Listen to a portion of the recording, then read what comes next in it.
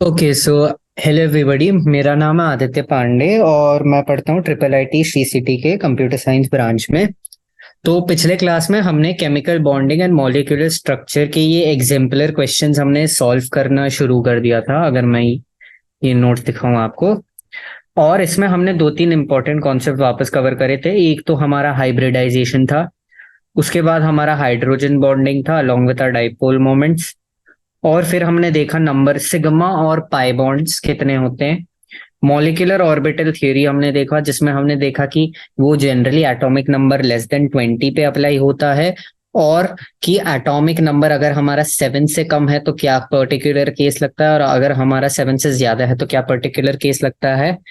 और इन्हीं सब बातें कर करके क्वेश्चन सॉल्व कर करके हमने जो है आपका सिंगल आंसर टाइप यानी कि ये मल्टीपल चॉइस क्वेश्चंस टाइप 1 के हमने पूरे खत्म कर दिए थे।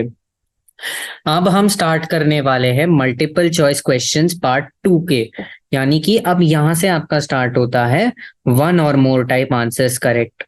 ठीक है, अब आ जाते हैं हम आइडेंटिकल बॉन्ड ऑर्डर पे। तो 23rd क्वेश्चन बोलता है विच of the following has an identical bond order. Identical bond order के लिए एक तरीका ये है जो मेरे को पर्सनली अच्छा लगता है, शॉर्टकट तरीका, और वो है कि हम कैलकुलेट कर लेंगे टोटल नंबर ऑफ इलेक्ट्रॉन्स। ठीक है, अब अगर हम कर लेंगे कैलकुलेट करेंगे टोटल नंबर ऑफ इलेक्ट्रॉन्स, जैसे अगर हम ले सी एन माइनस, तो सी एन माइनस में कितने इलेक्ट्रॉन्स होंगे? कार्बन के 6 इलेक्ट्रॉन्स होंगे, नाइट्रोजन के 7 इलेक्ट्रॉन्स होंगे, और इसके 1 इलेक्ट्रॉन होंगे। तो अगर हम इसे ऐड कर देंगे तो 14 इलेक्ट्रॉन्स आ जाते हैं, राइट। अगर ये, तो हम ऐसे total number of electrons calculate कर लेंगे, और जिन जिन का सेम आता है उनका सेम नंबर ऑफ इलेक्ट्रॉन्स है, मतलब टेक्निकली, राइट। तो इसीलिए उनके बॉन्ड ऑर्डर्स भी सेम होंगे। तो जैसे मैंने आपको सी एन का निकाल के दिखा दिया, फिर मैंने आपको दिखा दिया, अब मैं एनओ दिखा देता हूँ। ठीक है, एनओ मैंने आपको ये दिखा दिया, और एन में कितना होता है? एन में होते हैं 7, राइट, 7 होते हैं। और ओ में होते हैं आपके 8, और एक प्लस चार्ज है, मतलब ये सब्ट्रैक्ट करोगे।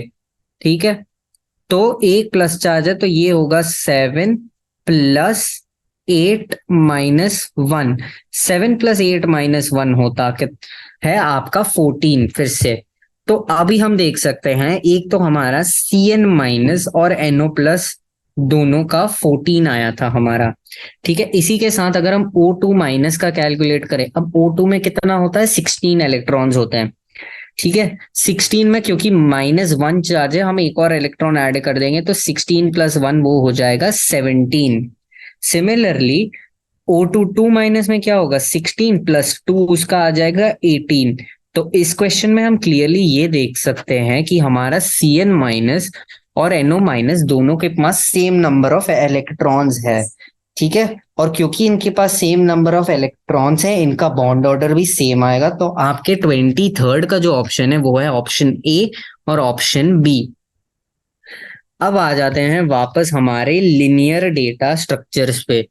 ठीक है, अब अगर आप इनका लुईस स्ट्रक्चर बना सकते हो तो वेरी गुड, नहीं तो हाइब्रिडाइजेशन का भी हमने देख रखा था। ठीक है, अब आ जाते हैं हम तो BeCl2, ये अब एक जनरल फॉर्म ही हो जाता है, सब जानते हैं कि जो BeCl2 होता है ये हमारा लीनियर होता है हमेशा। BeCl2 लीनियर होता है। उसके बाद NCO+ नॉन लीनियर है, ये एक डिफरेंस याद रखना। NCO+ नॉन लीनियर कंपाउंड बन जाता है, वेराज आपका ये नॉन लीनियर है। ठीक है, वेराज अगर हम देखें हमारा खाली NCO, तो NCO लीनियर है। ये याद रखना, ये बेसिकली चार्ज की वजह से थोड़ा यहाँ पर खेल हो जाता है और इसीलिए ये नॉन लीनियर बन जाते हैं। NCO लीनियर, लेकिन NCO+ नॉन लीनियर है। अब आते हैं हम NO2 पे। तो NO2 का स्ट्रक्चर क्या होता है? NO, ऐसा कुछ स्ट्रक्चर होता है NO2 का, राइट। NO2 का जो ये स्ट्रक्चर है, ये हम क्लियरली बता सकते हैं कि ये नॉन लीनियर नहीं होगा, ये एंगुलर होगा। लोन पेयर भी तो बचा है यहाँ पर, राइट।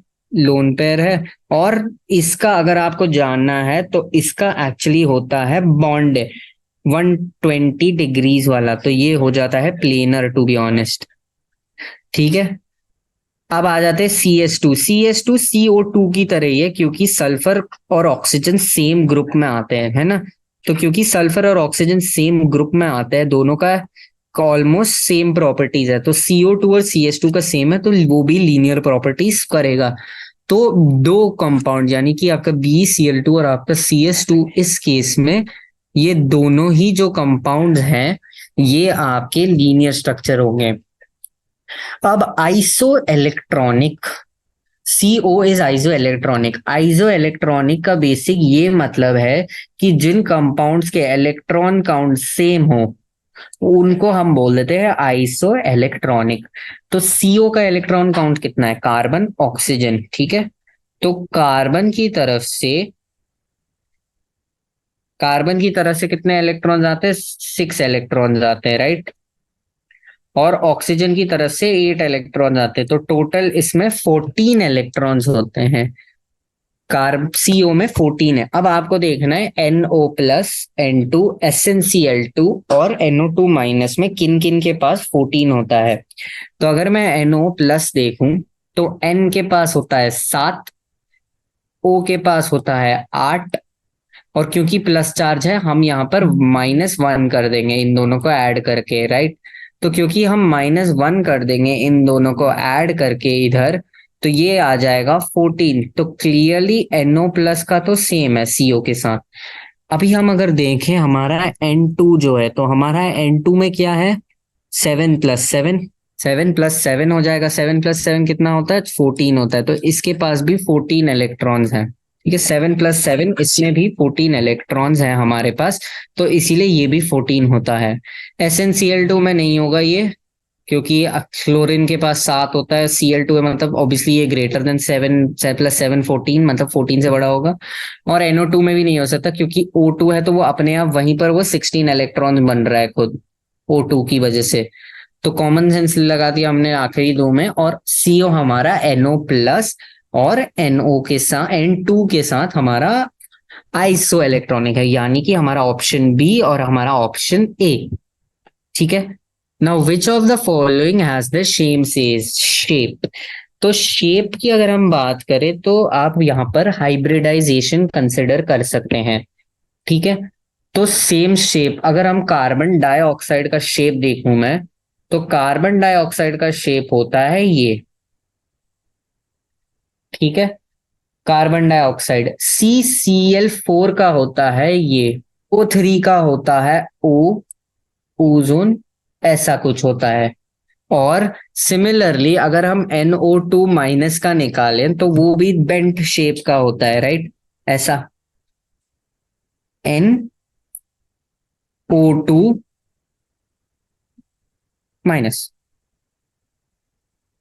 तो यहाँ मेरा स्टाइलस काम करना बंद कर दिया, कोई बात नहीं, ये इसलिए मैं, ओके। NO। अब ये देख सकते हो आप, ओजोन और NO2 का सेम शेप होता है।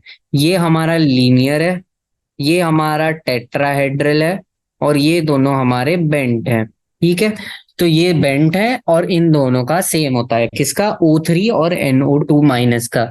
तो अगर हम देखें हमारे इस वाले क्वेश्चन में जो है, हमारा O3 और NO2- जो है वो हमारा करेक्ट ऑप्शन है, यानी कि हमारा ऑप्शन सी और हमारा option D. Okay, next question पे अगर हम आए, विच of the following is correct about CO3-। ठीक है, CO3-, का स्ट्रक्चर अगर मैं बनाऊं तो वो होता है ये, C, double bond O, single bond O, single bond O, और जो आपका दो माइनस चार्ज है वो एक इस ऑक्सीजन एटम पे है और एक इस ऑक्सीजन एटम पे है। ये हमारा CO3- का स्ट्रक्चर है। अब क्वेश्चन आता है, is this sp3 hybridised? Is this sp3 hybridised? नहीं, ये sp2 हाइब्रिडाइज्ड है, क्योंकि इसमें 1, 2, 3, ठीक है, 1, 2, 3, तो यहाँ पर स्टेरिक नंबर 3 है, 3 में हमने देखा था वो sp2 होते हैं। Okay, the resonance structure has CO single bond and 2 CO double bond. अगर हम इसका रेजोनेंस स्ट्रक्चर बनाए तो ये क्या होगा? रेजोनेंस अगर आप लोगों ने पढ़ी है तो आपको पता है कि इलेक्ट्रॉन्स बेसिकली हमारे पूरे कंपाउंड के अराउंड शेयर होते हैं, राइट? तो ये जो 1 इलेक्ट्रॉन है वो यहाँ आएगा, ये यहाँ आएगा, तो इसका स्ट्रक्चर कुछ फिर बन जाएगा ये वाला कार्बन, ये हमारा डबल बॉन्ड हो, फिर ये हमारा O-, और ये हमारा O-। एक और तरीका क्या है, ये हम वाला इधर आ जाएगा और ये वाला इधर आ जाएगा, राइट? तो ये तब क्या बन जाएगा, ये बन जाएगा CO-, O- और डबल बॉन्ड O। तो आपने ये देखो, हम इसको कंफ्यूजन ना हो तो हम ये ऑक्सीजन को भी number 1, number 2, number 3, number 1, number 2, number 3, number 1, number 2, number 3। तो हम क्लियरली यहाँ देख सकते हैं कि हमने तीनों ऑक्सीजन की रेजोनेंस वो निकाली, और हर उसमें एक डबल बॉन्ड आ रहा है और 2 सिंगल बॉन्ड आए हुए हैं। तो हमेशा की ये जो ऑप्शन है सेकंड वाला भी ये गलत है। Average formal charge on each oxygen unit is क्या? ओके, तो अब आप एवरेज चार्ज कैसे निकालोगे? आप हर एक ऑक्सीजन का फॉर्मल चार्ज निकालोगे, ठीक है? अब हर एक ऑक्सीजन का फॉर्मल चार्ज निकालने के बाद, क्योंकि कितने नंबर ऑफ ऑक्सीजन एटम्स हैं टोटल? 3, राइट? तो हम क्या करेंगे, सम ऑफ फॉर्मल चार्जेस को डिवाइड कर देंगे हम 3 से, ठीक है? अगर हम बात करें फॉर्मल चार्ज को आप कैसे कर सकते हो, ऊपर आए वापस, ठीक है? ये था हमारा ओरिजिनल स्ट्रक्चर, वापस ही बना देता हूं मैं। इसका स्ट्रक्चर था double bond C, single bond O, O, O, ठीक है? तो इसका फॉर्मल चार्ज कितना होगा? 0। फॉर्मल चार्ज मैंने पिछले क्लास में बता दिया था, basically valence electrons minus lone pair minus half into bonding electrons का ये जो फॉर्मूला है ये हमें हमारा फॉर्मल चार्ज देता है, ठीक है? तो फॉर्मल चार्ज इसका 0 आएगा, ओके, और इन दोनों का -1 आएगा, ठीक है? ये दोनों जो हमारे ऑक्सीजन एटम्स हैं इन दोनों में -1 आएगा। अब हम क्या करेंगे, अब हमें इसका खाली वो ले लेना है, स्ट्रक्चर ले लेना है, मतलब सम ले लेना है। तो 0 -1 होगा, 0 -1 होगा, और 0 -1 को हम डिवाइड कर देंगे 3 से। तो ये कितना होगा, ये होगा हमारा -2/3। अब क्योंकि ये -2/3, इसका तो मॉड ले लेना, ठीक है? अब इसका मॉड आएगा 0.6666, ऐसे 6 रेकरिंग में चला जाएगा। तो ये अप्रोक्सीमेटली इसका अप्रोक्सीमेशन होगा 0.67। मतलब है कि ये हमारा जो है ये करेक्ट है, ऑप्शन नंबर 3 करेक्ट है। अब हम ऑप्शन नंबर 4 अगर देखें, all CO bonds are equal, ये ट्रू है रेजोनेंस की वजह से। क्योंकि रेजोनेंस प्रेजेंट है तो हमारा एंड का एक हाइब्रिड स्ट्रक्चर बनेगा जो कि कुछ ऐसा दिखेगा, जहां पर ये है C double bond O, O, है ना? क्योंकि रेजोनेंस तीनों एटम्स के बीच में करेक्टली सूट होता है तो वो कुछ ऐसा बनेगा उसका हाइब्रिड स्ट्रक्चर, ओके? तो देख सकते हो कि हाइब्रिड स्ट्रक्चर की वजह से तीनों का लेंथ जो है सेम होगा, तो option number 4 is also correct. अब आते हैं हम 28th क्वेश्चन पे। डायामैग्नेटिक स्पीशीज आर दोज, अच्छा मैं ये एक ट्रिक बता देता हूं आप लोगों को। अगर हम देखें, ठीक है, अगर हम ये देखें कि टोटल नंबर ऑफ इलेक्ट्रॉन्स जो हैं वो ऑड आ रहे हैं, जनरली अगर हम बोलते हैं तो कभी कभी जब total number of electrons odd आ जाते हैं तो ये पैरामैग्नेटिक होने के ज्यादा चांसेस हैं, ठीक है? और जब वो इवन रहते हैं तो पैरामैग्नेटिक होने के उसके कम चांसेस हैं, ठीक है? ये रहता है सीन, यही है, ठीक है? अब अगर मैं आपको दिखाऊं N2 में टोटल नंबर ऑफ इलेक्ट्रॉन्स कितने हैं? N2 में तो वो 7+7 है। तो N2 में वो क्या है, वो 7+7 ही आ रहा है, यानी कि 14 है। तो N2 में 14 आ रहे हैं, राइट। अब N2 2 - ले लेंगे तो 14 के दो कम हो जाएंगे, राइट। लेकिन अब देखो, मैंने बोल रहा था ये ऑलवेज ट्रू नहीं होगा, क्योंकि जो यहाँ पर आपका MOT लगेगा ना, जब हम बोल रहे हैं MOT जब मैं लगाऊंगा इसमें, तो जब आप N2 2 - का स्ट्रक्चर बनाओगे, देखो, अगर आपको डायमैग्नेटिक प्रॉपर्टीज निकालने हैं तो बेस्ट अप्रोच है आप उसमें मॉलिक्यूलर ऑर्बिटल थ्योरी लगाओ। शॉर्टकट एक कभी कभी काम करने वाला मेथड है कि अगर वो ऑड होता है तो वो जनरली पैरामेटिक होता है, अगर वो इवन होता है तो वो मोस्ट ऑफ द केसेस में डायमैग्नेटिक होता है, लेकिन हर केस में पॉसिबल नहीं है। सेफ अप्रोच तो ये है, ठीक है, मॉलिक्यूलर ऑर्बिटल थियरी लगाने में। अब मॉलिक्यूलर ऑर्बिटल थियरी में आपको वापस याद करने हैं वो सारे सीक्वेंस जो थे। वो सीक्वेंसेस अगर आपने एक बार याद कर लिए, मतलब ये मैंने आपको पिछले क्लास में भी बोला था कि वो आप याद करो, जो सीक्वेंसेस बने थे मेरे, मतलब N2 के, N2 - N2+, है ना, N2 2 - N2 ऐसे बनते रहेंगे वेरी वो। तो फिर आपको बेसिकली क्या करना है, मॉलिक्यूलर ऑर्बिटल थ्योरी आप लगाओ और फिर ये क्वेश्चन कर लो, ठीक है। तो इसका ऑप्शन में अगर आपको बता दूं, ऑप्शन ए और ऑप्शन डी, यानी कि ये वाले आपके ऑप्शन ए और ऑप्शन डी जो है, ये हमारे डायमैग्नेटिक स्पीसीज होंगे। और ये अगर हम देखें ऑप्शन 3 एंड ऑप्शन जो ये है 2 है, ये हमारे पैरामैग्नेटिक निकलेंगे, क्योंकि यहाँ पर ये पाई ऑर्बिटल्स की वजह से इसमें एक एक लोन इलेक्ट्रॉन्स पाई ऑर्बिटल्स में बचे रहेंगे, हमारे पाई स्टार PX PY और पाई PX PY ऑर्बिटल्स में। अब आ जाता है same bond order. Same bond order वाला तो हमने एक ऐसे करा था, आइडेंटिकल बॉन्ड ऑर्डर वाला क्वेश्चन है, ठीक है। आप वो का तरीका भी लगा सकते हो, या फिर आप चाहो तो जो हमने बॉन्ड ऑर्डर का फॉर्मूला पढ़ा था, जो कि था number of bonding electrons minus number of anti bonding electrons divided by 2, ये वाला फॉर्मूला भी आप लगा सकते हो हर चीज के स्ट्रक्चर। ये अगेन मॉलिक्यूलर ऑर्बिटल थियरी का पार्ट आ जाता है, जो कि हमने पिछले क्लास में अच्छे से डिस्कस करा था कि कब लगेगा, क्या स्पेशल केस लगते हैं, तो तब वो आप कर लेना। सेम बॉन्ड ऑर्डर का खेल पूरा है, और इसके में आंसर में हमारा C और D होगा, यानी कि हमारा जो F+ है और O2- है, ठीक है। Question number 30, which of the following statements is not correct? NaCl is an ionic compound, so it should be a good conductor of electricity in solid state. ये करेक्ट है, क्योंकि NaCl आयोनिक है, मतलब उसमें present है हमारे ions, ठीक है। और आयोन्स जितने ज्यादा प्रेजेंट है उतनी ज्यादा तुम करंट पास कर सकते हो, मतलब कंडक्ट कर सकते हो, तो वो गुड कंडक्टर बन जाते हैं।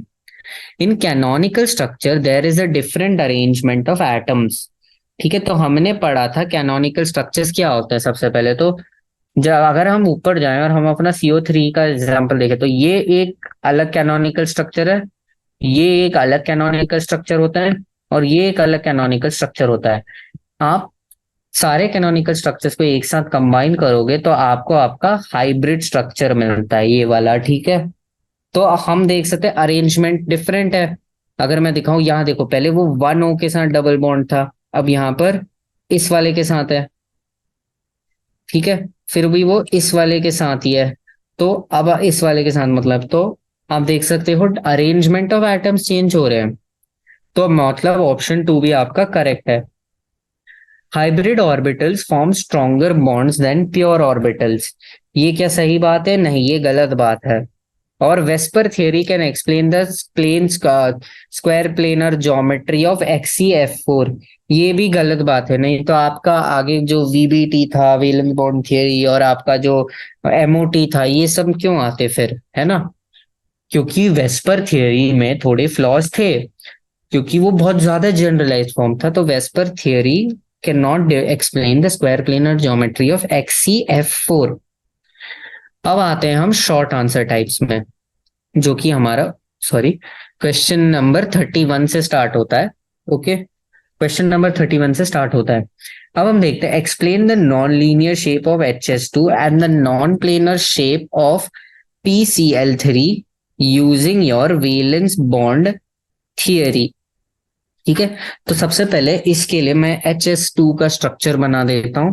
देखो, सेम वाटर के स्ट्रक्चर की तरह इसका भी स्ट्रक्चर होगा। ओके, कोई रेस कर देते गलत नहीं। ठीक है, HSH।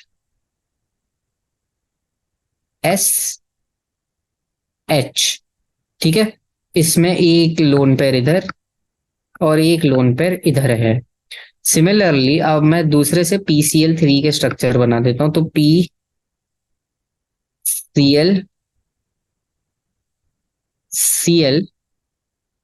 और Cl। ठीक है, तो ये हमारा PCl3 का स्ट्रक्चर है। अब SH2 में आप देख सकते हो कि इसमें दो बॉन्डेड एटम्स हैं और इसमें दो लोन पेयर हैं, यानी कि टोटल क्या है इसमें चार वाले। ये हमारा वो केस है स्टेरिक नंबर 4 का, जहां हमारे पास दो बॉन्ड एटम्स हैं और दो लोन पेयर वाले एटम्स हैं। राइट, तो अब देखो, दो लोन पेयर्स हैं और वो आसपास में, तो वहां क्या होगा, लोन पेयर्स के बीच में रिपल्शन होगा, यानी कि ये लोन पेयर और ये लोन पेयर एक दूसरे से दूर जाना चाहेंगे, लेकिन ये जा नहीं पाएंगे क्योंकि उसके शेप की वजह से, वी शेप की वजह से हो रखा है। ठीक है, तो अब क्या होगा, अगर वो दो लोन पेयर पास में होंगे तो बहुत ज्यादा रिपल्शन होगा और मॉलिक्यूलर अनस्टेबिलिटी में चला जाएगा मॉलिक्यूल। राइट, तो ये अनस्टेबिलिटी, ये जो डिस्टॉर्शन वर्ड जो हम यूज करते हैं इसके लिए, ये डिस्टॉर्शन अवॉइड करने के लिए ये मॉलिक्यूल ने वी शेप लिया है एंड नॉट लीनियर शेप।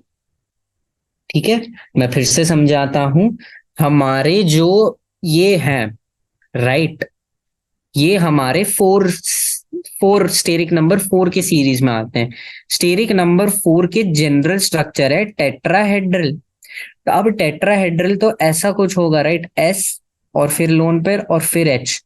तो यहां पर डिस्टॉर्शन पैदा होगा, ये देखो यहां पर, ये ही डिस्टॉर्शन अनस्टेबिलिटी लाएगा। अब क्योंकि डिस्टॉर्शन अनस्टेबिलिटी ला रहा है, कंपाउंड को स्टेबल रहना, तो वो क्या करेगा, वो एक नया स्ट्रक्चर ढूंढेगा अपने आप स्टेबल बनने के लिए। तो वो नया स्ट्रक्चर जो है वो बेंट फॉर्म में आता है। सिमिलर लॉजिक हम बना देते हैं PCl3 का, क्योंकि PCl3 में लोन पेयर है ऊपर P के, है ना, कायदे से इसको भी टेट्राहेड्रल ज्योमेट्री के अंदर जाना चाहिए क्योंकि इसमें भी स्टेरिक नंबर 4 आएगा। लेकिन क्या है कि यहाँ पर जो लोन पेयर है वो डिस्टॉर्शन क्रिएट कर रहा है, और डिस्टॉर्शन अवॉइड करने के यही बेस्ट फॉर्म है कि ये जो हमारा PCl3 है वो एक नॉन प्लेनर शेप ले, ताकि वो रिपल्शन कम फेस करे, डिस्टॉर्शन कम हो। ठीक है, तो ये रीजन है आपके 31st क्वेश्चन का। आई होप आप समझ गए होंगे। नेक्स्ट हम आते हैं हमारे 32nd क्वेश्चन का। तो 32nd क्वेश्चन में जो है आपको लिखना है O2 प्लस और O2 माइनस के मॉलिक्यूलर ऑर्बिटल के, जो वो थियरी से, मॉलिक्यूलर ऑर्बिटल थियरी से स्ट्रक्चर आए थे। अब 1s और 1s और सिग्मा 1s और सिग्मा स्टार 1s तो मैं के फॉर्म में लिखता था, पिछले क्लास में भी मैंने आपको बताया था, है ना। तो हम इसे क्या करेंगे, हम इसे लिख देंगे के फॉर्म में, और फिर ये बन जाएगा हमारा सिग्मा 2s। मेरा स्टाइलस आज काम नहीं कर रहा, तो ठीक है, हम लिख देंगे इसको सिग्मा 2s। सिमिलरली हम आगे लिख देंगे सिग्मा स्टार 2s, मैं स्टार डाल देता हूं खाली। फिर हमारा, अब देखो, क्योंकि एटॉमिक नंबर ग्रेटर देन 7 है, ग्रेटर देन और इक्वल टू 7, तो अब हमारा सिग्मा 2p आ जाएगा, तो सिग्मा 2pz। ठीक है, सिग्मा 2pz आएगा। फिर हमारे पाई ऑर्बिटल आ जाएंगे, और सिमिलर टाइप ऑफ स्ट्रक्चर हमारा O2 माइनस में आएगा। O2 प्लस में टोटल 15 इलेक्ट्रॉन्स हैं, O2 माइनस में जो है तब टोटल आपके 17 इलेक्ट्रॉन्स हैं। अब बॉन्ड ऑर्डर अगर मैं निकालूंगा O2 प्लस का, तो O2 प्लस में क्या होता है, 10 बॉन्डिंग में आप गिन लेना, जो स्टार वाले होते हैं वो होते हैं आपके एंटी बॉन्डिंग। मैं आपको मॉलिक्यूलर ऑर्बिटल थियरी बोल रहा हूँ, बहुत इंपॉर्टेंट है, कर लेना। -5 एंटी बॉन्डिंग 2 से डिवाइड करना, तो ये आएगा करीब 2.5 के करीब। सिमिलरली अगर मैं बॉन्ड ऑर्डर निकालना चाहूं O2 माइनस का, तो ये 10 - 7 ÷ 2 होता है, दैट इज 1.5। तो अब ये पार्ट आप याद रखो कि जितना ज्यादा बॉन्ड ऑर्डर उतना ही कम, उतना ज्यादा उसकी एनर्जी। ठीक है, और एनर्जी लेंथ से इनवर्सली प्रोपोर्शनल है, तो जितना ज्यादा bond order directly proportional to bond energy, very important. Bond order is directly proportional to bond energy. इस हिसाब से आपका जो ये O2 प्लस है, O2 प्लस का जो बॉन्ड ऑर्डर बॉन्ड एनर्जी है वो ज्यादा है, क्योंकि उसका बॉन्ड ऑर्डर ज्यादा है। ठीक है, नेक्स्ट क्वेश्चन पे आते हैं। तो नेक्स्ट क्वेश्चन हमें बोलता है explain the shape of BrF5। Okay, तो BrF5 के बारे में बात करते हैं। यहां पर हमारे पास दो एटम्स हैं, राइट, ब्रोमीन और फ्लोरीन। ब्रोमीन का अगर मैं इलेक्ट्रॉनिक कॉन्फ़िगरेशन लिखूं तो वो होता है 1s2 2s2 2p6 3s2 3p6, है ना, 3d10 4s2 और 4p5, राइट, 4p5 है, राइट। अब अगर मैं इसका आपको वो बनाऊं मॉलिक्यूलर ऑर्बिटल थियरी, अब देखो 5 इलेक्ट्रॉन्स आ रहे हैं, तो ब्रोमीन को पेंटावेलेंट होना चाहिए। ब्रोमीन को क्या होना चाहिए, पेंटावेलेंट होना चाहिए। पेंटावेलेंट कैसे होगा, 4d पेंटावेलेंट हो जाएगा। देखो यहां से अगर वो 3 इधर भेज दे तो हो जाएगा, राइट। तो फाइनल स्ट्रक्चर क्या बनेगा, ये मेरा s ऑर्बिटल है, ये मेरा p ऑर्बिटल मान लो, और यहां मैं नीचे d ऑर्बिटल बना रहा हूं, ठीक है, ये d ऑर्बिटल है। तो अब मेरे s में तो 2 है, राइट, s में 2 है, और p में 3 आ जाएंगे। 3 क्यों आए, क्योंकि ये फिर हाफ फिल्ड बन जाएगा और ये स्टेबल रहेगा। और डी में 2 आ गए, तो पेंटावेलेंस आपका अचीव हो गया। तो हाइब्रिडाइजेशन में कौन से जाएंगे, ये एस का 2 इलेक्ट्रॉन्स, ये पी के 3 इलेक्ट्रॉन्स, और ये डी के 2 इलेक्ट्रॉन्स। इसमें 5 स्लॉट होते हैं ना डी ऑर्बिटल में हमारे। ओके, सो ये होगा आपका हो जाएगा, और ये बनेगा S2p3d2। टेक्निकली क्या हो रहा है कि हम ये ऑर्बिटल्स ले रहे हैं, ठीक है, लेकिन ये हो जा सॉरी, एस ऑर्बिटल, एस का एक ऑर्बिटल, ओके, पी का 3 ऑर्बिटल, डी के 2 ऑर्बिटल। तो उस केस में हम एस का एक ऑर्बिटल sp3d2 दे रहा है। अब इसमें क्या है, sp3d2, और फिर ये स्ट्रक्चर हमारा लोन पेयर भी रखेगा एक, राइट, क्योंकि सॉरी सिग्मा बॉन्ड्स बनेंगे साथ में, सिग्मा बॉन्ड्स के साथ हमारे थोड़े लोन पेयर भी बचे रहेंगे। तो फाइनली इसका शेप होगा ब्रोमीन, 5 7 7 होते वेलेंस में, 5 लग रहे हैं, एक लोन पेयर बचेगा, ये मान लो उसका वो है 2 3 4, और ये 5 फ्लोरीन का बनेगा, ठीक है। ओके, तो BrF5 का ये स्ट्रक्चर बनेगा, जो कि है हमारा स्क्वायर पिरामिडल शेप। मैं आपको फिर से ये एक बार अच्छे से समझा देता हूँ ये वाला क्वेश्चन, ठीक है। तो सीन बेसिकली ये है, हमें जानना है कि BrF5 का शेप एग्जैक्टली क्या होता है, ठीक है। Br को अब इलेक्ट्रॉनिक कॉन्फ़िगरेशन है 1s2 2s2 2p6 3s2 3p6 4s2 4p5 and 4d, okay. अब हम देख सकते हैं कि हमें 5 इलेक्ट्रॉन्स कंबाइन हो रहे हैं हमारे ब्रोमीन के साथ। अब क्योंकि हमारे ब्रोमीन के साथ 5 इलेक्ट्रॉन्स कंबाइन हो रहे हैं, तो हमें 5 के लिए जगह बनानी पड़ेगी, राइट। हमें 5 ऑर्बिटल्स चाहिए।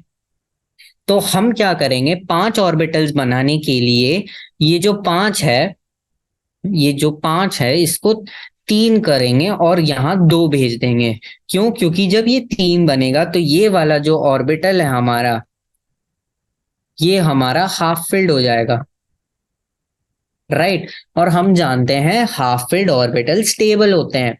सिमिलरली 2 d ऑर्बिटल में होगा, तो फिर क्या होगा, एक s ऑर्बिटल होगा, 3 p ऑर्बिटल होंगे और 2 d ऑर्बिटल होंगे जो एक साथ आ रहे हैं और हाइब्रिडाइज हो रहे हैं।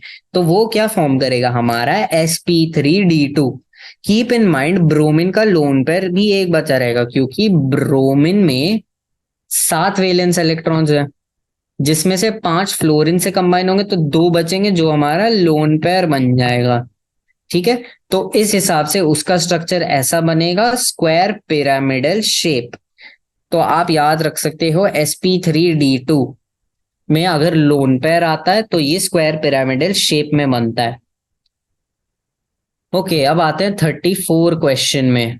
ये लो, पूरा क्वेश्चन आ जा रहा है एक स्क्रीन में इससे। ठीक है, तो हमें दिया है 2 मॉलिक्यूलर कंपाउंड। एक तो है ये जो बेंजीन में नाइट्रेट और OH कनेक्टेड है, मतलब अल्कोहल। ये जो अल्कोहल है इसका स्ट्रक्चर ये है, N double bond O, O-, right, and OH। दूसरा हमारा है ये बेंजीन OH, और जो ऊपर लगता है वो NO डबल बॉन्ड O है, राइट। अब क्वेश्चन बोलो, विच of the following will have intermolecular hydrogen bonding and which of the following will have intramolecular hydrogen bonding. ठीक है, तो इंटरमोलिक्यूलर हाइड्रोजन बॉन्डिंग और इंट्रामोलिक्यूलर हाइड्रोजन बॉन्डिंग में सबसे पहले डिफरेंस क्या है। तो इंटरमोलिक्यूलर जो होता है, इंटरमोलिक्यूलर मतलब दो या दो से ज्यादा एट मॉलिक्यूल्स के बीच। ठीक है, इंटर का मतलब ये होता है, और इंट्रा का मतलब ये होता है कि एक ही मॉलिक्यूल के अंदर अंदर। अब हमें पता है कि ये देखो 3 पोजीशन होते हैं, राइट, हमारे साइक्लिक उसमें फंक्शनल ग्रुप के साथ, या तो ऑर्थो, या तो मेटा, या तो पैरा। जनरली क्या होता है, ऑर्थो केस में सबसे ज्यादा इंट्रा दिखता है, वो मैं अभी दिखाऊंगा क्यों। और पैरा केस में सबसे ज्यादा इंटर दिखता है। ठीक है, अब रीजन समझते हैं। अगर हम देखें हमारा जो ऊपर है ये वाला कंपाउंड है, ठीक है, तो इस केस में हमारा जो O- है और हमारा जो H है, ये H जो है, ये एक दूसरे के साथ यहाँ हाइड्रोजन बॉन्ड बना सकते हैं, राइट। तो ये 6 रिंग्ड स्ट्रक्चर बन रहा है, और हम 6 रिंग स्ट्रक्चर स्टेबल भी होता है, ये भी एक फैक्ट है। ठीक है, लेकिन यहां पर बात यह है कि ये H ये O के साथ बॉन्ड ज्यादा इजीली बना सकता है कंपेयर टू किसी और एलिमेंट के O के साथ। और दूसरी तरफ ये वाला देखो दूर है बहुत, पैरा के केस में ये बहुत दूर आ जाता है, राइट। और क्योंकि ये बहुत दूर आ गया है, मतलब दूर मतलब डिस्टेंस बहुत ज्यादा है ये इसके और इसके बीच में, क्योंकि डिस्टेंस ज्यादा है इसीलिए ये कम हो जाता है इसमें हाइड्रोजन बॉन्डिंग का स्ट्रेंथ। तो अगर हम देखें कंपाउंड 1 जो है वो इंट्रामोलिक्यूलर दिखाएगा, और जो ये कंपाउंड 2 है ये इंटरमोलिक्यूलर दिखाएगा। ठीक है, अब बोल रहा है कि which of the following will have a higher melting point. अब जितना बड़ा चेन उतना ज्यादा आप ये मान के चलो अभी के लिए कि उस जितना बड़ा उतना ज्यादा बड़ा उसका मेल्टिंग पॉइंट है ना। अब इंट्रामोलिक्यूलर केस में चेन उतना बड़ा नहीं हो सकता, क्योंकि वो अपने आप से वो लिंक बना रहा है, राइट। हमने देखा था ये अपने आप से लिंक बना रहा है इधर, तो क्योंकि यहाँ पर ये अपने आप से ही लिंक बना रहा है तो इसका चेन इतना ही कंपाउंड होगा जितना यहाँ दिख रहा है 1 में। लेकिन अगर हम क्वेश्चन कंपाउंड नंबर 2 को देखें तो कंपाउंड नंबर दूसरे कंपाउंड से बनाएगा, तो फिर वो ज्यादा बड़ा चेन बनेगा उसका। ठीक है, तो ये ज्यादा बड़ा चेन बनेगा उसका, एक ऐसा हो सकता है इसके N double bond N O minus से कहीं यहाँ लिंक हो, ये हो, ऐसे चीजें होती हैं। तो जो हमारा बॉइलिंग पॉइंट या फिर मेल्टिंग पॉइंट होगा, मेल्टिंग पॉइंट और बॉइलिंग पॉइंट इस कंपाउंड 2 के लिए ज्यादा होगा, क्योंकि बेसिकली हम ज्यादा बड़ा चेन बना सकते हैं। Okay, question number 3, solubility depends. अब देखो, जो वाटर मॉलिक्यूल्स के साथ ज्यादा हाइड्रोजन बॉन्ड बना सकता है वो वाटर में ज्यादा डिसॉल्वेबल होगा। सिंपल सी बात है ना। अब सेम रीजन में इंटरमॉलिक्यूलर और इंट्रामॉलिक्यूलर वाली बातें आ जाती हैं।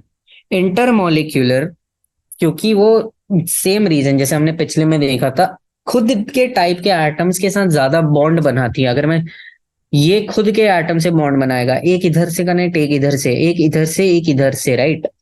तो क्योंकि ये खुद के एटम्स के साथ बॉन्ड बना सकता है ज्यादा, तो ये वाटर के साथ क्यों नहीं बना सकता है, जब वाटर भी हाइड्रोजन और ऑक्सीजन ही कंसिस्ट करता है, राइट।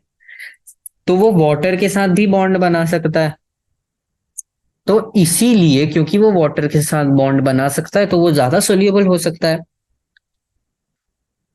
ओके, अब आते हैं हम 35th क्वेश्चन पे। ऑलराइट, 35th क्वेश्चन हमें ये बोलता है कि why does type of overlap given in the following figure does not result in bond formation। ठीक है, अब ये एक चीज आपको ये रखो कि पहली चीज, अगर वो सेम ऑर्बिटल्स में है, ठीक है, जैसे हमारा पहला फिगर है, ओके, तो यहां पर ये देखो, मैं जूम इन कर देता हूं इसमें थोड़ा, प्लस प्लस का ओवरलैप है, राइट। और जो प्लस प्लस का ओवरलैप है उतना ही प्लस माइनस का भी ओवरलैप है। अब क्योंकि इक्वल लेवल ऑफ ओवरलैपिंग है, ये क्या कर रहे हैं, ये कैंसिल कर दे रहे हैं एक दूसरे को। प्लस माइनस माइनस देता, प्लस प्लस प्लस देगा, तो प्लस और माइनस एक दूसरे को कैंसिल कर देते हैं। वैसा लॉजिक है यहाँ पर भी। दूसरे वाले में अगर हम देखें तो ये देख सकते हो, एक पी एक्स में, एक पी वाई प्लेन में, ठीक है।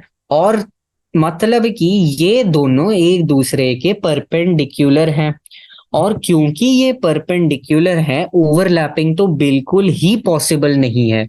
और क्योंकि ओवरलैपिंग बिल्कुल ही पॉसिबल नहीं है, इसीलिए हम बोलते हैं कि यहाँ जो बॉन्ड फॉर्मेशन होगा वो थोड़ा मुश्किल होगा। बॉन्ड फॉर्मेशन मुश्किल क्यों होगा, क्योंकि ओवरलैपिंग पॉसिबल ही नहीं है। और इस वाले में हमने देखा था कि देखो दोनों तो प्लेन में है, लेकिन जितना प्लस प्लस में जा रहा है उतना प्लस माइनस में भी जा रहा है। और क्योंकि दोनों में सेम अमाउंट ऑफ वो सेम रिजल्ट होगा, नेट रिजल्टेंट 0 आता है। ओके, अब हम आ जाते हैं PCl5 पे। ठीक है, इससे पहले मैं हमारा जो हाइब्रिडाइजेशन टेबल बनाया था हमने, उसको थोड़ा और आगे बढ़ाना चाहूंगा।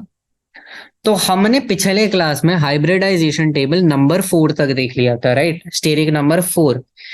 मैं वापस एक पूरा समरी टेबल यहां बना देता हूं। पहली चीज, स्टेरिक नंबर और हाइब्रिडाइजेशन के रिलेशन में, तो यहां पर हम बना देते हैं स्टेरिक नंबर, और यहां पर मैं हाइब्रिडाइजेशन दिखा देता हूं। स्टेरिक नंबर 2 का जो हाइब्रिडाइजेशन है वो है हमारा sp। स्टेरिक नंबर 3 का हाइब्रिडाइजेशन है हमारा sp2। 4 का है sp3। 5 से हमारा sp3d स्टार्ट होता है। 6 से हमारा होता है sp3d2।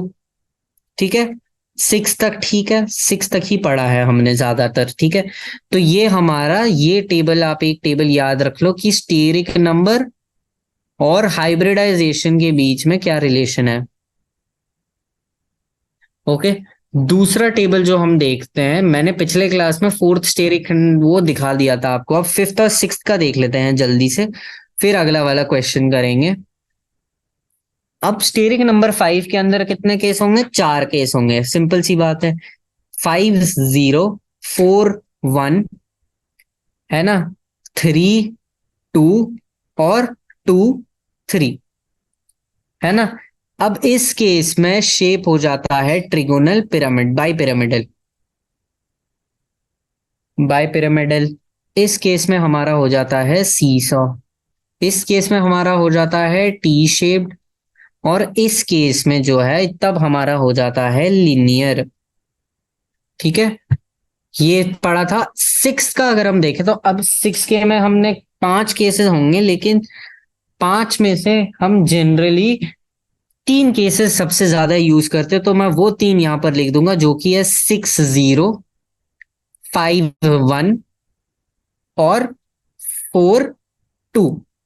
ये हमारा बाउंडेड एटम्स है, ये हमारा लोन पेयर है, ठीक है, सेकंड कॉलम। 6 0 के केस में तो ये सीधे ऑक्टाहेड्रल होगा। 5 1 के केस में क्या होगा? ये हो जाएगा हमारा स्क्वायर प्लेनर। जैसे हमारा वो BRF5 वाला सीन हो गया, राइट। मैं अगर आपको ये दिखाऊं, पिछले ऊपर जाएं थोड़ा, तो हमारा कहाँ गया? BRF5 का अगर हम देखें तो इसका स्ट्रक्चर आ रहा है square pyramidal. Same same same scene यहीं पर है, तो ये होगा हमारा स्क्वायर पिरामिडल। और ये हो जाता है हमारा स्क्वायर प्लेनर। तो इसमें हम एक्सटेंशन कर रहे हैं आज दो चीजों का, जो कि है स्टेरिक नंबर 5 और स्टेरिक नंबर 6। और स्टेरिक नंबर 6 में जो ज्यादा यूज होता है मैंने वो वाले आपको बता दिए हैं। अब ये ध्यान रखते हुए, जो अभी अभी आपको मैंने ये सब बताए हैं, अगर हम इसको ध्यान रखते हुए देखें तो 36 क्वेश्चन बोल रहा है, explain why PCl5 is trigonal bipyramidal whereas IF5 is square pyramidal। ठीक है, अब अगर हम देखें PCl5 क्या होगा? PCl5 बेसिकली sp3d हाइब्रिडाइजेशन में आएगा। ठीक है, sp3d हाइब्रिडाइजेशन में, जिसका स्टीरिक नंबर होता है 5। क्योंकि उसमें लोन 5,0 शेप में आ रहा है, वो 5,0 शेप होता है ट्रिगोनल बाइपिरामिडल का। PCl5 का स्ट्रक्चर होता है ये PCl Cl Cl, ऊपर एक Cl और नीचे एक Cl। फॉस्फोरस में 5 ही पेंटावेलेंट इलेक्ट्रॉन, पेंटावेलेंट है फॉस्फोरस, तो कोई लोन पेयर नहीं है ना, तो ये 5,0 के स्ट्रक्चर में आ जाता है। ये आप हाइब्रिडाइजेशन के थ्रू बता सकते हैं। IF5 का वेरस से सीन पूरा अलग हो जाता है। IF5 हमारा BRF5 के ही सिमिलर है। ठीक है, तो इसके दो रीजन, एक तो ये वाला आप बता सकते हैं शॉर्टकट वाला मेथड जो मैंने आपको बताया है, और दूसरा मेथड है जो हमने ये BRF5 के लिए यूज करा था, वही मेथड आप यहाँ पर भी लगवा सकते हो। ठीक है, तो ये रहा वो पूरा टेबल। अगर आपको स्क्रीनशॉट लेना तो यहाँ पर स्क्रीनशॉट ले सकते हैं। ठीक है, अब आते हैं हम क्वेश्चन नंबर 37 पे। क्वेश्चन नंबर 37 बोल रहा है कि इन वाटर, ठीक है, water and dimethyl ether, dimethyl ether का स्ट्रक्चर दिया है हमें, मतलब ओवरऑल स्ट्रक्चर, प्रॉपर स्ट्रक्चर नहीं। Oxygen atom is centre atom and has the same hybridisation, yet they give different bond angles. ठीक है, अब बेसिक सवाल यह है कि भैया जो हमारा पी वाटर है और जो हमारा डाइमीथाइल ईथर है, इनके तो स्ट्रक्चर्स कंपेल पूरी तरह सेम होंगे, राइट। वाटर का स्ट्रक्चर हम सभी को पता है, वाटर का स्ट्रक्चर है H। ठीक है, वाटर का स्ट्रक्चर क्या है? HOH। और ऑक्सीजन के दो लोन पेयर इधर होते हैं, ये और ये और ये और ये। ठीक है, और हमारा जो ये है डाइमीथाइल ईथर है, इसका स्ट्रक्चर है क्या? CH3OCH3, right. अब इसके भी ये दिखा रहा है दो लोन पेयर है। यहां पर मैं इजी डायग्राम के लिए सेम शेप बनाया, इनका शेप सेम नहीं है, और क्वेश्चन यही पूछ रहा है कि शेप सेम नहीं है, बॉन्ड एंगल सेम नहीं है, रीजन क्या है? तो देखो, सिंपल सी बात यह है कि जो CH3 ग्रुप्स हैं, ठीक है, वो उनके बीच में वो बड़े ग्रुप्स हैं, हाइड्रोजन के कंपेयर टू वो ज्यादा बड़े ग्रुप्स हैं। अब क्योंकि वो ज्यादा बड़े ग्रुप्स हैं, जब वो ऑक्सीजन के इन लोन पेयर्स के क्लोज आएंगे तो ये फील करेंगे रिपल्शन, ठीक है। और रिपल्शन मतलब डिस्टॉर्शन, मतलब अनस्टेबिलिटी। तो क्योंकि ये रिपल्शन की वजह से अनस्टेबिलिटी है, तो ये ज्यादा दूर जाए, एंगल बढ़ाएगा और वो इस एंगल में जाएगा जिसमें उसे रिपल्शन फेस ना हो। अब देखो, वाटर का जो भी एंगल है वो उस हिसाब से बना है। इसका क्या होगा, इसमें बेसिकली CH3 ग्रुप्स में ज्यादा वो होगा, रिपल्शन होगा, तो वो ज्यादा वाटर से उसका बॉन्ड एंगल ज्यादा होगा ताकि रिपल्शन फेस ना हो। ओके, तो रीजन ये है कि CH3 बड़ा ग्रुप है, वो रिपल्शन फेस करेगा, तो रिपल्शन को अवॉइड करने के लिए वो अपना बॉन्ड एंगल बढ़ा देगा। और वाटर में ये रिपल्शन फील क्यों नहीं हो रहा है, क्योंकि CH3 के कंपेयर टू जो अपन का हाइड्रोजन एटम है वो ज्यादा छोटा है। और क्योंकि हाइड्रोजन एटम ज्यादा छोटा है, उसमें रिपल्शन उस एक्सटेंट तक फील होती नहीं है, ठीक है। फिर आता है क्वेश्चन नंबर 38। तो क्वेश्चन नंबर 38 बोल रहा है कि तुम्हें बनाना है लुई स्ट्रक्चर और फिर तुम्हें फॉर्मल चार्ज बनाने हैं, ठीक है। अब लुई स्ट्रक्चर और फॉर्मल चार्ज में मैं इनमें से एक ही क्वेश्चन करूंगा, HNO3 करूंगा मैं, ठीक है। बाकी NO2 और H2SO4 आप खुद ट्राई करेंगे, लॉजिक सेम है, ठीक है। अब देखो, लुई स्ट्रक्चर बनाने का एक तरीका होता है। HNO3 में हमारा सबसे पहले हमें अपना सेंट्रल एटम ढूंढना है। अब जनरली सेंट्रल एटम वो एटम होता है जो सबसे कम नंबर में पाया जाता है। तो HNO3 में H कम है, N कम है, दोनों वन है और ऑक्सीजन 3 है, राइट। अगर मैं देख यहाँ लिख देता हूँ HNO3, तो H भी 1 है, N भी 1 है। अब क्या करोगे, अगर सेम आ रहे हैं तो ज्यादा इलेक्ट्रोनेगेटिव एटम ले लो, वो तुम्हारा सेंट्रल एटम बन जाएगा। ज्यादा इलेक्ट्रोनेगेटिव सेंट्रल एटम बन जाएगा मतलब तुम्हारा नाइट्रोजन तुम्हारा सेंट्रल एटम बन जाएगा। अब क्या करो, O O O H, satisfied. एक एक करा हमने सेटिस्फाई, ठीक है। नाइट्रोजन में 2 लोन पेयर बचे और ऑक्सीजन के ये इलेक्ट्रॉन्स बचे, ये ये ये ये बेसिकली जो ऑक्सीजन के लोन पेयर्स हैं, राइट। अब क्या होगा, अब हम बोल सकते हैं कि यहां पर ये इलेक्ट्रॉन्स बॉन्ड बना सकते हैं और एक और यहां ये बन जाएगा, राइट। Make sense, okay. तो ये भी बन जाएगा डबल बॉन्ड। अब देखो, बस सबके ऑक्टेट सेटिस्फाइड है, जी हाँ बिल्कुल सबके ऑक्टेट सेटिस्फाइड हैं। अब हम आ जाते हैं फॉर्मल चार्ज के कैलकुलेशंस के ऊपर। तो अगर हम फॉर्मल चार्ज का कैलकुलेशंस करें तो हमें एक तो फॉर्मूला मेथड पता है जो कि था number of valence, central atom में कितने वेलेंस इलेक्ट्रॉन्स होते हैं, माइनस जो हमारे सेंट्रल एटम के लोन पेयर्स होते हैं, और 1 और हाफ इनटू जितने हमारे वो लोन पेयर वैल्यू जितने हमारे बॉन्डिंग इलेक्ट्रॉन्स होते हैं, ठीक है। तो अब हमारा ये तरीका फॉर्मल चार्ज कैलकुलेट करने का, हम क्या करेंगे कि हम फॉर्मूला लगा लेंगे। हम बोल रहे हैं इसको हम बोल देंगे O1, ठीक है। इस वाले को हम बोल देंगे 2, इस वाले को हम बोल देंगे 3, ताकि हमें कंफ्यूजन ना हो कि किस टाइम पे मैं किस ऑक्सीजन के बारे में बात कर रहा हूं। O1 का फॉर्मल चार्ज अगर तुम निकालोगे तो ये आएगा 0, ठीक है। O2 का अगर हम फॉर्मल चार्ज निकालेंगे वो आएगा -1। फॉर्मल चार्ज मैंने पिछले वीडियो में आपको बता दिया था कैसे करना है। और O3 का अगर हम फॉर्मूला ये चार्ज निकालेंगे तो इसका भी आएगा 0।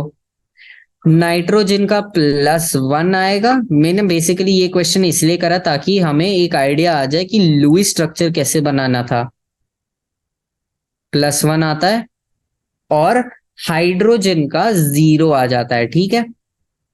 तो 1 0, इसका मैं दूसरे कलर से लिख लेता हूं तो कंफ्यूजन नहीं होगा आपको। तो इसका जो फॉर्मल चार्ज है वो है 0, इसका फॉर्मल चार्ज है 0, इसका फॉर्मल चार्ज है -1, इसका फॉर्मल चार्ज है +1 नाइट्रोजन का, और हाइड्रोजन का फॉर्मल चार्ज है 0। ठीक है, 3 4, ठीक है। सो हर जगह ऑक्टेट भी सेटिस्फाइड है, ये कंप्लीटली करेक्ट स्ट्रक्चर है। अब अब आप NO2 और H2SO4 का ट्राई करो। NO2 तो कंपैरेटिवली इजी है। H2SO4 में आप पहले ऑक्सीजन पे ध्यान देना, फिर हाइड्रोजन पे ध्यान देना, ठीक है। ये मैं टिप दे रहा हूं आपको एक, कि आप अपने ऑक्सीजन पे ध्यान देना पहले, फिर आप अपने हाइड्रोजन पे ध्यान देना।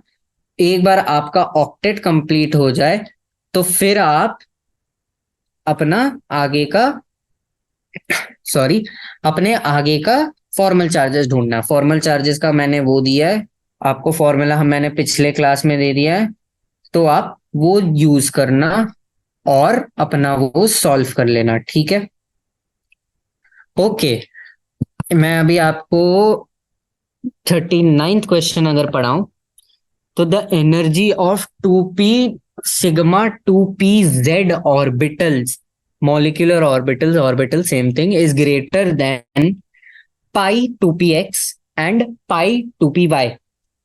अब रीजन क्या है इसके पीछे? Write a complete sequence of energy level, reason बाद में बताऊंगा। Write a complete sequence of energy level in the increasing order, compare the relative stability. Basically question तो पूछ ही नहीं रहा है रीजन, क्वेश्चन पूछ रहा है कि हमको पता है जब हमारा एटॉमिक नंबर होता है ग्रेटर देन और इक्वल टू 7, तो हमारे पाई 2px 2py पाई 2py से पहले हमारे सिग्मा 2pz आ जाता है। हमने ये हमारे MOT में देखा था, हमारे मॉलिक्यूलर ऑर्बिटल थियरी में देखा था। अब ये बोल रहा है कि तुम ये देखो, तुम इनके मॉलिक्यूलर ऑर्बिटल स्ट्रक्चर्स लिखो, और एक बार तुमने इनके मॉलिक्यूलर ऑर्बिटल स्ट्रक्चर्स लिख दिए, फिर तुम इसके स्टेबिलिटी और इसके मैग्नेटिक मोमेंट पे ध्यान दो। मतलब इसके स्टेबिलिटी और मैग्नेटिक मोमेंट पे ध्यान दो। कमेंट करो, ध्यान दो से मतलब मैग्नेटिक बिहेवियर। तो मैग्नेटिक बिहेवियर मतलब वो पूछ रहा है डायामैग्नेटिक या फिर पैरामैग्नेटिक। ये क्या है, क्या ये डायामैग्नेटिक है या फिर ये पैरामैग्नेटिक है, ये बताना है, ठीक है। तो ये क्वेश्चन मैं अज्यूम कर रहा हूं कि आप खुद कर सकते हैं कि डायामैग्नेटिक पैरामैग्नेटिक आप देख लेना। अगर फाइनल अकेले अकेले इलेक्ट्रॉन्स मिलेंगे, जैसे अगर आपको मान लो पाई स्टार 2p y 1 मिला, तो ये देखो यहाँ 1 है तो ये पैरामैग्नेटिक होंगे, एक उसमें 2 इलेक्ट्रॉन्स हो सकते हैं, राइट। 1 है मतलब वो अनपेयर्ड है, मतलब वो पैरामैग्नेटिक सिचुएशन बन जाता है। ओके, 40th क्वेश्चन अगर हम देखें, what is the effect of the following process on the bond order. तो देखो, अब हमारा बॉन्ड ऑर्डर क्या है, ऐसे याद रखो कि इलेक्ट्रॉन्स अगर कम हो जाएं तो तुम्हारा या तो बॉन्डिंग एटम चाहिए कम होगा, बॉन्डिंग इलेक्ट्रॉन, या तो तुम्हारा बॉन्ड नॉन बॉन्डिंग इलेक्ट्रॉन्स ज्यादा होगा। ओवरऑल काम ये होगा कि तुम्हारा जो बॉन्ड बॉन्ड ऑर्डर वाला फॉर्मूला है, बॉन्ड ऑर्डर का क्या फॉर्मूला देखा था हमने? बॉन्ड ऑर्डर का फॉर्मूला देखा था number of bonding minus number of anti bonding divided by 2। हमने ये फॉर्मूला देखा था, राइट। ओवरऑल हमारा न्यूमरेटर कम हो जाता है जब हम इलेक्ट्रॉन्स लूज करते हैं, और न्यूमरेटर का वैल्यू बढ़ जाता है जब हम इलेक्ट्रॉन्स गेन करते हैं। ठीक है, मैं ये लिख देता हूं यहां पर। तो हमने पढ़ा था बॉन्डिंग उसमें कि बॉन्ड ऑर्डर में कि number of bonding minus number of nonbonding या antibonding divided by 2। Now on losing electron basically क्या होता है, numerator decreases, and on gaining electron numerator increases. अब बताओ, बॉन्ड ऑर्डर कुछ है, 40 के फर्स्ट में हम इलेक्ट्रॉन लूज कर रहे हैं, तो क्या होगा, bond order, total number of electrons कम होंगे, राइट। और ये हमारे कहाँ से लूज होंगे, क्योंकि ये हमारे लूज होंगे सिग्मा 2p z ऑर्बिटल से। जब हम मॉलिक्यूलर स्ट्रक्चर बनाएंगे, एमओटी यूज करेंगे, तो ये हमारा 2p सिग्मा 2p z से जाएगा। मतलब हमारा क्या कम होगा, बॉन्डिंग इलेक्ट्रॉन्स कम होंगी। अब क्योंकि हमारा बॉन्डिंग इलेक्ट्रॉन्स कम हुआ, तो ये न्यूमरेटर का वैल्यू कम हो गया, तो बॉन्ड ऑर्डर कम हो गया, ठीक है। आप एमओटी लगाओ और एमओटी से इसका प्रॉपर वैल्यू आराम से निकाल सकते हो। मैं एक रफ आइडिया दे रहा हूं ताकि आप उस आइडिया पे बिल्डअप कर सको। ओके, अब मान लो O2 प्लस में क्या होगा, 16 पे कम होगा, लेकिन O2 प्लस में वो एंटी बॉन्डिंग से जाएगा। अब क्योंकि वो एंटी बॉन्डिंग से जाएगा, है ना, on losing electron from bonding, on losing electron from anti bonding orbitals, तो न्यूमरेटर बढ़ जाता है, ठीक है। तो हमने कंप्लीट कर दिए हैं अब 40 क्वेश्चन इस चैप्टर के। हमारे टोटल क्वेश्चंस हैं शायद 68 क्वेश्चंस थे चैप्टर में। हाँ, तो 68 क्वेश्चंस हम धीरे धीरे करेंगे। अभी हम 40 क्वेश्चंस कंप्लीट कर चुके हैं, और फिर अगले क्लास में हम 41st क्वेश्चन से स्टार्ट करेंगे। मैं अभी भी आपको बोल रहा, हाइब्रिडाइजेशन और मॉलिक्यूलर ऑर्बिटल थियरी अच्छे से पढ़ के आना। अगले क्लासेस से मैं वो वाले क्वेश्चन स्किप करूंगा, क्योंकि 2 क्लासेस में आपको समझ में आ गया होगा कि एमओटी और हाइब्रिडाइजेशन के सवाल करते कैसे हैं, ठीक है। Okay everybody.